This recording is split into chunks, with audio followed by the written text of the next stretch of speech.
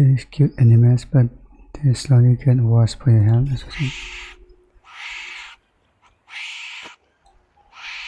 Is that capybara? I think a common theme on this channel is cute animals being Satan serving, humanity haunting pretty privileged merchants. And that's what this video is about, and the further we go, the higher your chances of being turned full-time horizontal. Before I do, I'm gonna just say this. When I call something a homicidal menace, that's just me using hyperbole to season a sentence. I'm not actually trying to get y'all to go out and drop kick an otter or something. Ultimately, these animals are just trying to survive and are doing what comes naturally, so you can't really judge them by human moral standards, even though that's literally what I'm about to do. And starting off, this is not your average mouse. First of all, it's a straight up carnivore. In their defense, that's not exactly crazy. Squirrels have been known to raid nests and eat the baby birds inside. But no other rodent is more of a meat eater than the grasshopper mouse. And its grocery list can include anything from insects, worms, and spiders, to mantises, scorpions, and desert centipedes, aka the same cursed crawly that nearly unsubscribed Coyote Peterson from existence. Grasshopper mice will even murk and eat snakes. Basically, you remember that episode where Jerry took PEDs and nearly put Tom in the tombstone? That's the grasshopper mouse times 1,000.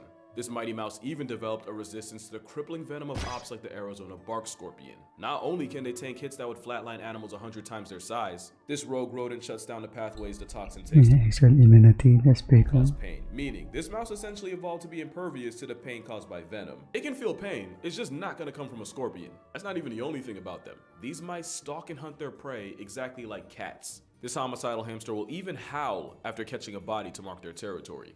Take a listen.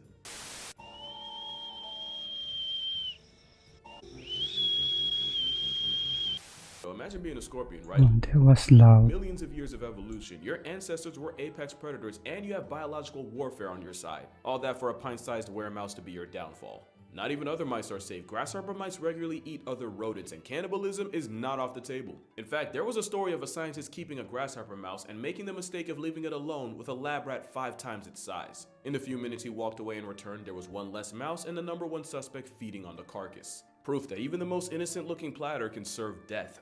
Especially since the predator with the highest body count is not what you'd expect. No other mammal catches more bodies than the Etruscan shrew. They're one of the smallest mammals alive and they weigh less than 2 Skittles. The shrew is so small that the only way they can survive is by killing more prey than any other animal. Basically, if this candy-sized carnivore doesn't eat twice its weight in food every day to fuel its metabolism, they'll essentially freeze to a flatline. So what are they eating actually? So the Etruscan shrew has to end a life every 2 hours or so, and they hunt by biting their prey through their head to disable it and then tearing it apart before another starving shrew can get to it. And just for reference, if I had to eat twice my weight in food every day, I'd be scarfing about 680 Big Macs every 24 hours. And even then, at least I don't have to hunt the burger. By the time I get to the drive-thru, the job's already done. But the shrew does have a weapon, and it's being one of the very few mammals on Earth to weaponize venom. According to studies, some shrews are toxic enough to delete 200 mice, and while they're too small to turn a human to a hashtag, it's still capable of causing pain and allergic reactions. Not only that, but some shrews are able to catch a calorie come up underwater, since some are able to smell out prey even while being completely submerged. Yeah, they're a whole mint-sized menace, but too small to be a legit threat to us. That's not going to be true for some of the animals coming. And up next, this bird probably looks no different from something you'd expect in a garden, except it's only found in the islands of the Galapagos, and to survive, they've come up with some nasty tricks. They've been nicknamed Darwin finches since they actually helped prove Charles Darwin's theory of evolution. Long story short, different finches ate different foods and so developed different size and shaped beaks.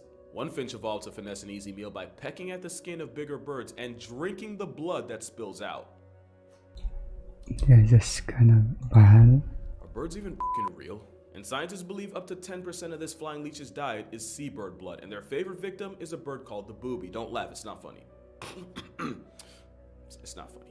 Popular opinion says that it started with the finches picking parasites off the birds, but after don't they peel this? realizing they could live off the marinara that would often leak out, the vampire finches started turning the birds into booby blood banks. They literally became everything they sought to destroy, and they're skilled enough to know how much damage to do to get a ragu reward without doing too much and losing a future victim. Yeah, these birds drink nothing but blood, which they kinda have to since freshwater in the Galapagos is in less supply than lawyers in heaven. But it also means that even though they can fly, Arup would be completely useless to them. But not to you, because Arup's flavor pods uses scent flavors to convince your brain you're drinking whatever pod you chose. Just fill up the bottle, pull the pod to activate, and drink your flavor. And that can be anything from blueberry to peach to cherry to mango, patty, gray, because although I've never had a problem getting enough water, I personally have been trying to cut down on all the juices and sodas now, but when I was absorbing a flavor pod, I always say, more boobies and free mammograms. Not only do they grief bosom birds, but finches will often roll eggs out of nests and crash them in the rocks just for some easy protein. They're not even the only birds on that kind of timing.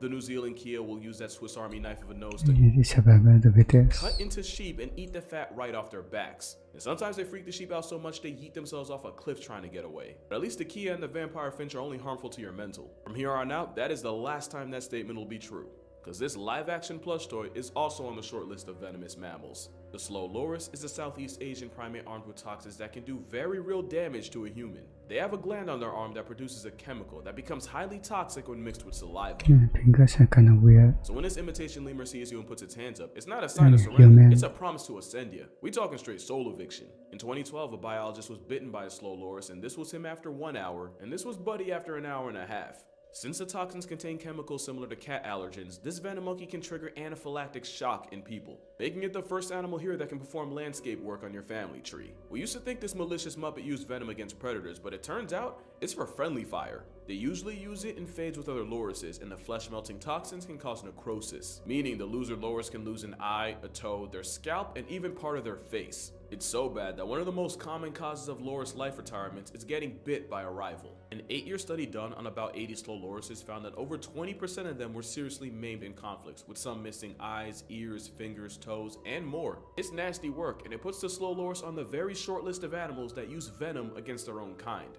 And it's no coincidence that one of the others is next. 2 things about platypus why the eye is so big. the public should know. 1 is at about 6 pounds and less than 2 feet long. They're way smaller than you think. And 2 is that they're violently venomous. Males have an ankle spur that they use in fights, and like the loris, the consequences of losing are incredibly painful.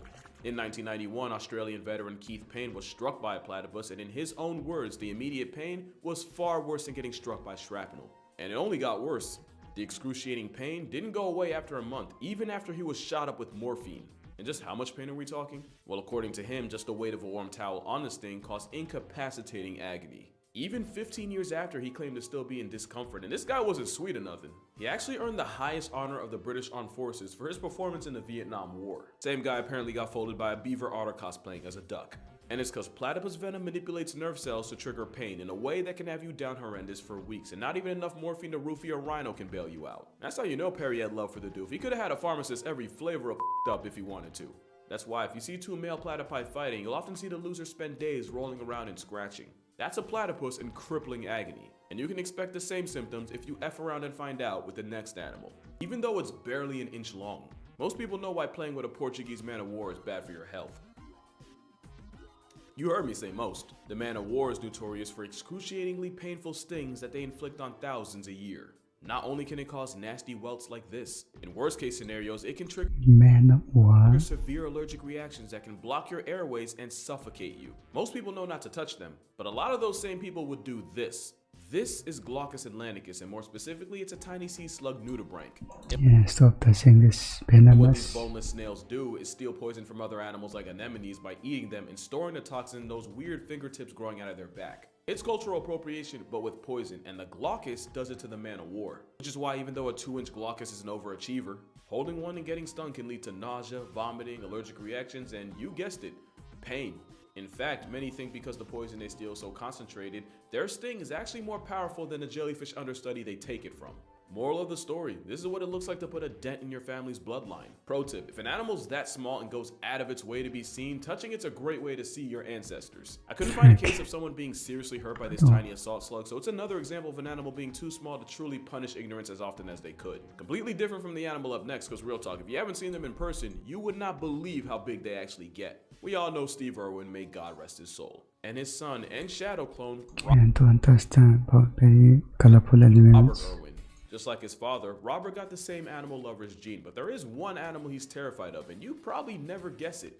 According to him, the animal that scares him the most and has the most smoke for him, it's crazy, right? That's a wombat, and yeah, they really do get that big. And in the words of the spawn of khaki animal Jesus, crocodiles are apparently easier He's actually pretty to cute. work with than wombats, since wombats are bloodthirsty psychopaths. And while he probably was exaggerating a little, wombats still ain't the ones to play with. At 25 miles per hour, wombats are fast enough to catch a ticket in a school zone and more than fast enough to catch you off guard.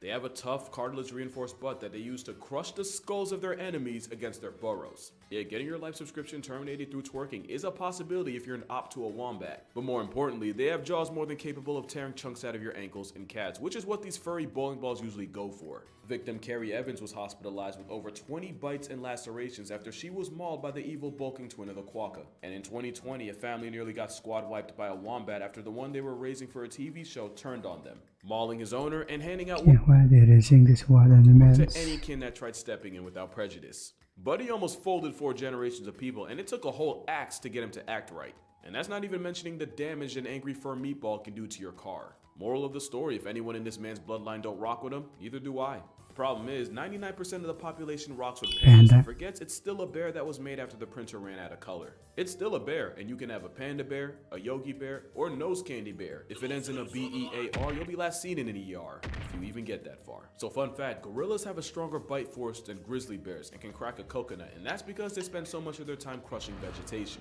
As bamboo merchants that commit 16 hours a day to binging it, giant pandas might have the most underrated bite in the entire animal kingdom. A study was done comparing the bite force of carnivores relative to their body size using a value known as the bite force quotient. African lions were given a bite force quotient of 124. The jaguar, believed to be pound for pound the strongest cat, earned a 137. And while being smaller than both, African painted dogs flexed a bone-crushing 142. And where did giant pandas fall? With a BFQ of 151, giant pandas scored a bronze medal on the bite force scale, only behind the least weasel and an assault and battery happy Looney Tune. That's strong enough to rip flesh, tear tendons, and shatter bone. The thing is, pandas have all the tools of a predator, but with gerbil software. But even though this giant cow rabbit doesn't know how to kill, they can be persuaded into trying, and it's usually in zoos. In 2006, a wasted tourist had a chunk of his calf ripped off by a pissed off panda after he tried to pet it. In 2009, a tourist fell into an enclosure and also paid a calf tax. Later the same year, another tourist managed to fall into an enclosure and the barcode barrier nearly turned him into a serial number on a police report, ripping off parts of his foot and elbow. And in 2015, Guan Huanxi sued the government and won for over $80,000. The reason was because officials had chased a giant panda onto his land and a generationally heated bear crushed Guan's leg like a celery stick. And my personal favorite story, a man tried wrestling a biracial black Air Force to impress a woman and appropriately got partially handled. He wasn't hurt, but the bear bodied him and even shredded his pants in the process, which was the closest he'd get to foreplay that entire day. It's no secret there's no end to the copious amounts of bull effery in the ocean, but there's still some animals people let slide,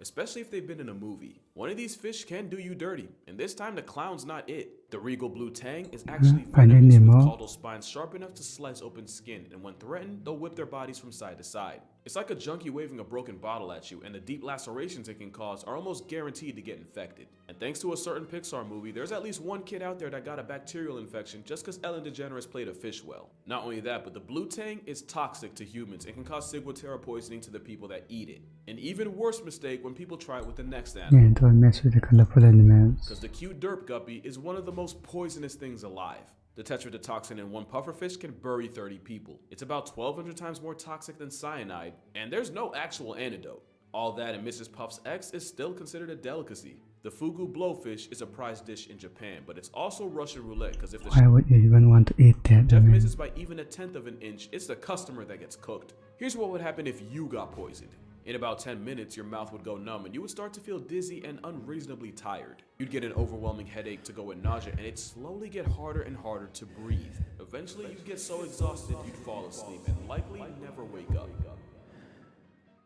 And until then, you would have been conscious for everything. It's just that you'd be paralyzed and unable to talk or move. The only thing people could do to save you is pump your stomach, put you on life support, and God on speed dial. It's said that up to 100 like a law-abiding citizen. people get flatlined by fugu a year, and most of that are people that try it at home, which means by the time they realize they messed up, they can't run, call, or even scream for help. All they can do is struggle to get air and watch everything turn black like the end of Sopranos. But not even fish fentanyl has a higher body count than the last animal. A lot of people think snails are cute, yet snails are partially responsible for crossing 200,000 names off the census a year. Schistomiasis is a parasitic disease caused by worms, with millions affected right now, and those worms are released by snails. The sickness is most common in tropical third world countries with limited access to clean fresh water. With about 700 million people living in at-risk areas, it's one of the most devastating parasitic diseases of all time, only second to malaria. And even if snails aren't the primary suspects, with them taxiing the bug, at the very least they're accomplices. Now you see why folks almost put Gary on a shirt. Mad snail disease wasn't a joke. But that's gonna do it for this video. Be sure to follow my TikTok and Instagram for more consistent content as you wait for the next video. Check out my book, 100 Animals That Can Effing End You. You might just see some of the guys from today on there. 想不到对方呢